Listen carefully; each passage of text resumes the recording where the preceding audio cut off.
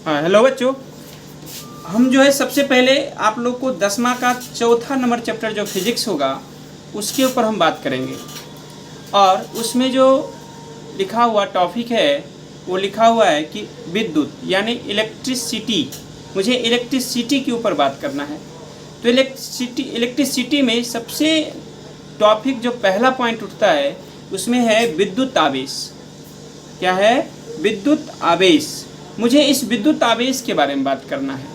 आवेश का मतलब होता है कि कोई भी वस्तु है तो उस वस्तु में एक गुण होता है, चाहे किसी भी प्रकार का वस्तु हो, चाहे कोई भी लड़का हो या कोई भी लड़की हो, उसमें एक गुण छुपी हुई रहती है और वो गुण क्या करता है, एक दूसरे के ऊपर फोर्स को अनुभव करवा देता है। तो हम जो पढ़ेंगे सबसे पहला पॉइंट कि विद्युत आवेश क्या होता है।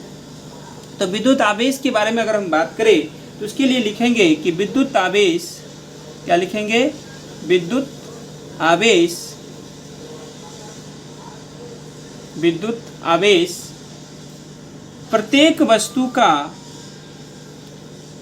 प्रत्येक वस्तु का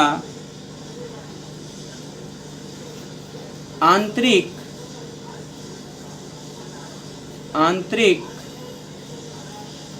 आंतरिक प्रत्येक वस्तु का आंतरिक, प्रत्येक वस्तु का आंतरिक गुण होता है। क्या होता है? गुण होता है। यह है आवेश या विद्युत बल आरोपित करता है, आरोपित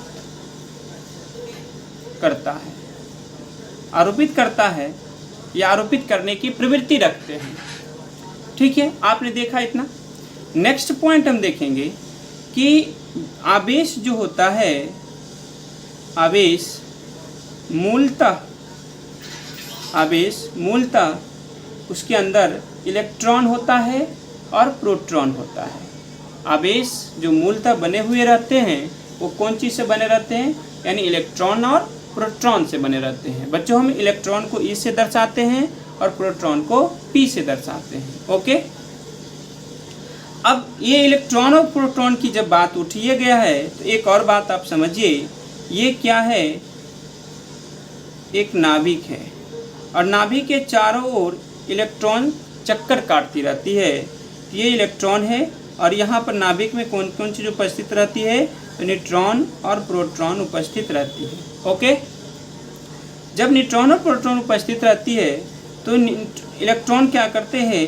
पूरे कक्षा में चक्कर काटती रहती है। और न्यूट्रॉन और प्रोटॉन, अगर इसमें क्वेश्चन उठाया जाता है 2-3 क्वेश्चन, उसको ध्यान रखिएगा कि परमाणु के नाभिक में कितने इलेक्ट्रॉन होते हैं। तो नाभिक में द्वितीय इलेक्ट्रॉन, परमाणु के नाभिक में मौलिक कण कितने होते हैं? तो 2 न्यूट्रॉन और प्रोटॉन। लेकिन अगर सीधा पूछा जाए परमाणु में कितने मौलिक कण होते हैं तो 3 होते हैं, न्यूट्रॉन, प्रोटॉन और इलेक्ट्रॉन होते हैं। ये दोनों क्वेश्चन अपने कॉपी में नोट कर लीजिएगा। ओके, आगे हम बात करते हैं। आगे बात ये करना है पूरे जिंदगी में आवेश, पूरे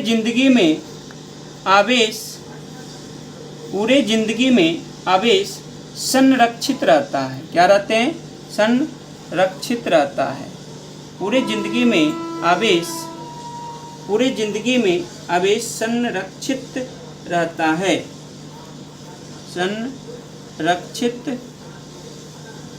रहता है। ये याद रखोगे आप। और एक और बात समझो कि आवेश को तो ना तो हम नष्ट कर सकते हैं और ना ही उसे हम उत्पन्न कर सकते हैं। ओके, ये बात अपने माइंड में अच्छे से घुमा लीजिएगा कि आवेश को न तो हम उत्पन्न किया जा सकता है और ना ही उसे हम बर्बाद कर सकते हैं यानी नष्ट कर सकते हैं। दोनों में से कुछ नहीं कर सकते हैं। चलिए, ये बात भी आप क्लियर कर लिए। अब दूसरी पॉइंट आगे आप लिखिएगा कि अगर 2 प्लस आवेश हो और 2 माइनस आवेश हो, यानी दोनों अगर सेम हो जाए, जैसे दोनों प्लस है और दोनों माइनस है, दोनों प्लस है और दोनों माइनस है, तब इन दोनों चार्ज के बीच आप प्रतिकर्षण का गुण आता है प्रतिकर्षण, प्रतिकर्षण का गुण होता है यानी विकर्षण, जिसे हम इंग्लिश में बोले रिपल्सन। अगर मान लो इसी क्वेश्चन में अगर निगेटिव हो जाए और पॉजिटिव हो जाए, चाहे पॉजिटिव हो जाए या निगेटिव हो जाए, तो इन दोनों के बीच जो फोर्स लगेगी वो आकर्षण हो जाएगा। दोनों के बीच क्या होगा? आकर्षण। तो आकर्षण की गुण पाया जाता है। तो याद रखना कि अगर दो सेम चार्ज हो यानी माइनस माइनस भी हो तो प्रतिकर्षण होगा, अगर प्लस प्लस भी हो तो प्रतिकर्षण होगा, अगर माइनस प्लस भी हो तो आकर्षण होगा, और प्लस माइनस भी हो तो आकर्षण की गुण पाई जाती है। यानी दो असमान आवेश के बीच आकर्षण, दो समान आवेश के बीच प्रतिकर्षण। इस बात को आप लोग अच्छे से नोट कर लीजिएगा। ओके।